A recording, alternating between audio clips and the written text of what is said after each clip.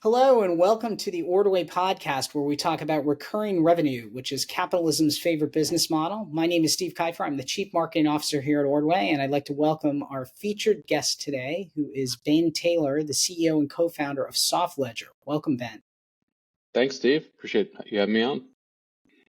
Yeah, thanks for making the time. I thought you'd be a really interesting guest on the show. We wanted to talk about two things. One, SoftLedger is doing some really interesting things in the accounting and fintech space. So I wanted to hear a little bit about the product, but also wanted to get your perspective as a founder and CEO of a growing SaaS business.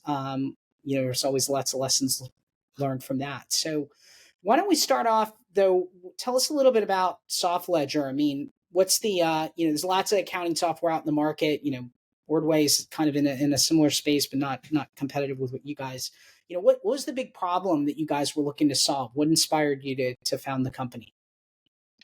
Sure. Yes. So a little bit about SoftLedger is we're a software provider. We provide accounting software and APIs for companies with multiple entities, multiple currencies, and any with digital assets as well. We sell directly to CFOs and controllers. And then we also, so that would be kind of like in between a bookkeeping software like QuickBooks and the next step up like a NetSuite.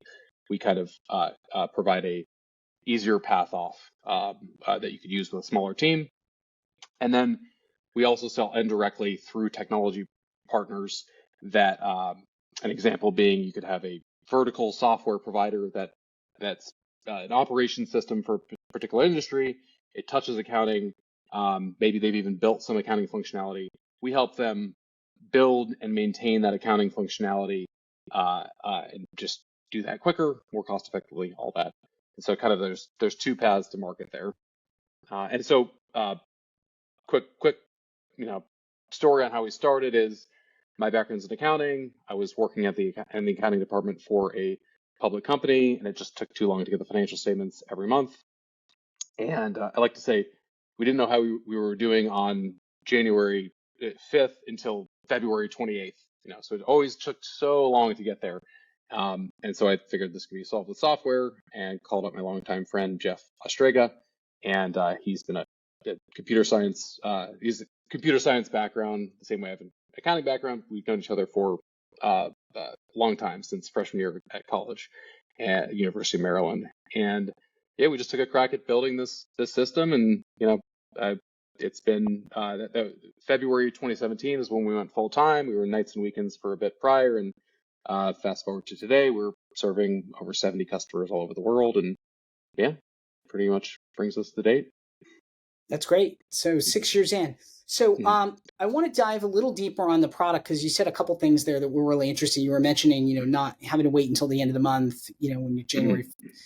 You had to wait until a couple of days into February to get visibility on the financials. You also mentioned those APIs and things, but maybe take a step back. Just, what's differentiated about the product? What's kind of the secret sauce or the things that you guys do differently that perhaps nobody else does? Sure. Yeah. So that's the API focused aspect is important. It's all about getting financial data faster to the people that need it within an organization. And so direct, indirect, it's all about that, using modern software and APIs to do that. And so that's really our differentiator across the board. From a direct standpoint, three key pieces of functionality jump out is multi-entity consolidation, foreign currency management, and then digital asset management as well. So those are just, three functional areas that we see a lot of because we're strong in those areas, and industry-wise, it's kind of across the board though. Investment management, financial services, and software are the top three for us. Okay, interesting. Yeah, I was going to ask a little more about that go-to-market. So those are the three industries: small business, mid-market, enterprise. you more product-led growth, sales-led growth? Tell us a little more about just the go-to-market approach. So we've got the product-led growth aspects that help us operate efficiently and have our customers use the system easily. It doesn't, the training is a lot less than it would need to be with legacy systems. So there's those aspects to it. Still, this is a core business system. We can't just, self-service it and help, Yeah. have people go off to the races. So it's somewhere in between. But primarily our ideal customer is a CFO or controller at a 50 to 200 employee company. Okay. Could be a bit bigger, could be a bit smaller, depending on the complexity. And then that's on the direct side. And then on the indirect side, we're selling to a software company that serves Okay. that ICP, or smaller or bigger, depending, because we're working with a partner. There's more flexibility there. Yeah. Makes sense. No, and there's quite a few companies that fall in that 50 to 200 employee range, both on the software provider side and your direct side. So it sounds like a nice niche to play in. Mm-hmm. Tell us a little bit about the culture and talent. Are you guys remote? Are you in the office? Are you a combination of both? So we've been remote from day one, really. Even when it was Ahead just of the Jeff and I, curve. well, out of necessity to start, because we couldn't afford an office, and we even early on wanted to make ourselves look bigger than we were, and so we wouldn't be in an office, and that was kind of a problem. And then, all of a sudden everyone was remote and it was totally fine. So it just kind of was something we were doing already. And so being remote is really core to our, how we've run the company and our culture and everything. And it's been great. I very much miss going to the office. There are a lot of benefits that are difficult or impossible to replicate as a remote team, but the benefits just far outweigh that. And so it's been good for us. Anything else interesting about the culture, like in terms of how you're getting top talent? Everybody's competing for developers and good, SEO and marketing, go-to-market people. Mm-hmm.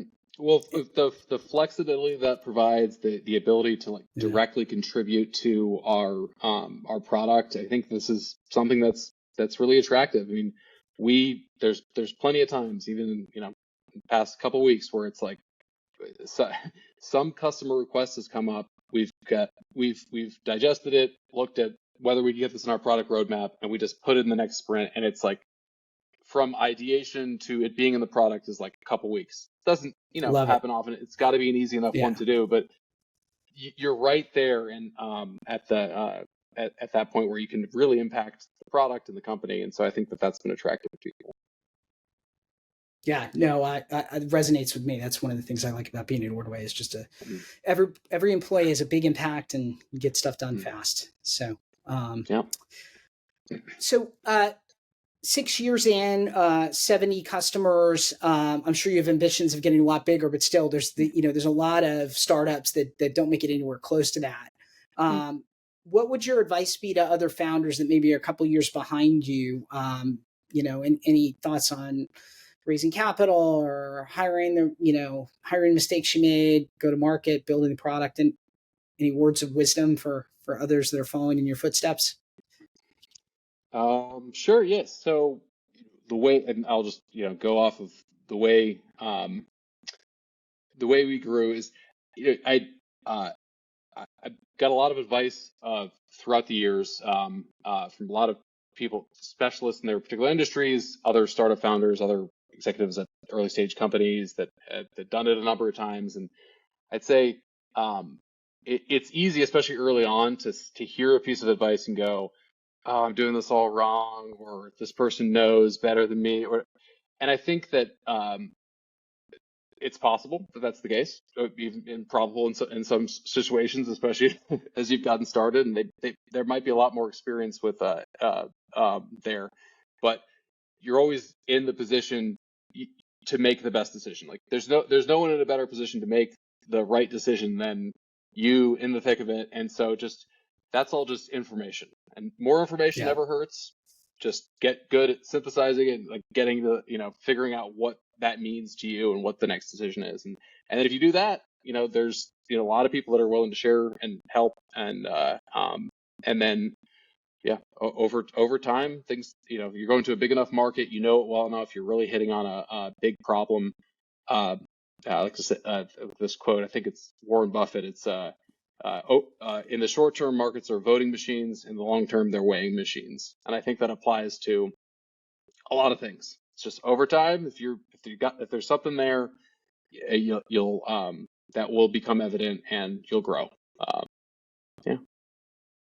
So that's Good stuff. it. Yeah, I'm on my third startup here in a row, and I Mm, found the same thing. mm, Lots of advice, but I found there's sort of like these macro things that apply to every SaaS company. But then there's a lot of what I call microeconomics that are specific to your business, and nobody's mm. better positioned than the team that's on the ground to make those calls. So good. Anything else you wanted to share with the audience about SoftLedger or things that I didn't ask you about before we close out? No, I don't think so. Yeah, if anyone listening, if it sounds like we're hitting on the nail on the head for anything, we're easy to find. Please reach out. But yeah, thanks again for having me on. This is great. Yeah, I think you're onto something big. There's definitely, from my perspective, a need for alternatives, making that jump to QuickBooks to NetSuite, and also Mm, this idea of consuming API functionality via an API, or accounting functionality via an API mm. is really intriguing. So we'll be interested to watch you guys grow here over the next couple of years. Thanks again for taking the time, and thanks everyone in the audience for tuning in. We look forward to seeing you again on a future edition of the Wordway podcast.